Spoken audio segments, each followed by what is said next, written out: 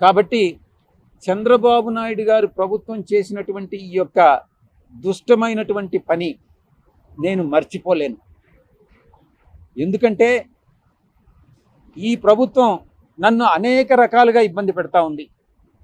నా యొక్క ఆస్తి కానప్పటికీ కూడా, నా అల్లుడు ఆస్తి అయినప్పటికీ కూడా, నా వియంకుడు ఆస్తి అయినప్పటికీ కూడా, భీమిలి విషయంలో కానీ మిగతా విశాఖపట్నంలో ఉన్నటువంటి ప్రాపర్టీస్ నాకు ఏమీ లేవు. విశాఖలోకి తిరిగి రంగప్రవేశం చేయాలి, తిరిగి ప్రజాసేవలో నేను పాల్గొనాలి. నాకు ఎవరైతే నా మీద దుష్ప్రచారం చేశారో వాళ్ళకి సరి అయినటువంటి బుద్ధి చెప్పాలి అన్నటువంటిదే నేను కోరుకుంటా ఉన్నా. నేను ఒక్కటే చెప్తా ఉన్నా, చంద్రబాబు నాయుడు గారి ప్రభుత్వం ఒక దుష్ట ప్రభుత్వం.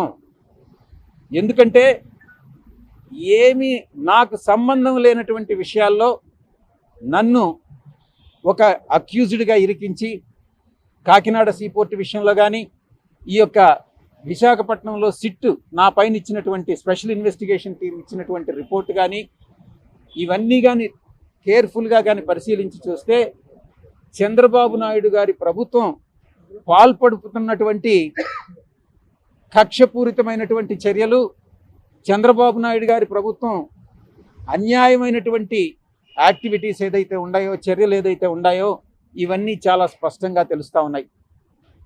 నేను సాయిరెడ్డి అనేటటువంటి వ్యక్తి వెనక్కి జంకేవాడు కాదు. ఏది ఏమైనా కూడా పర్వాలేదు.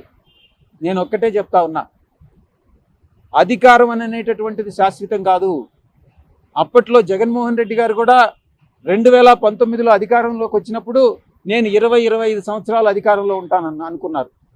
ఇప్పుడు చంద్రబాబు నాయుడు, లోకేష్ బాబు కూడా ఈరోజు మేము అధికారంలో 20 సంవత్సరాలు ఉంటాం అనుకుంటా ఉన్నారు.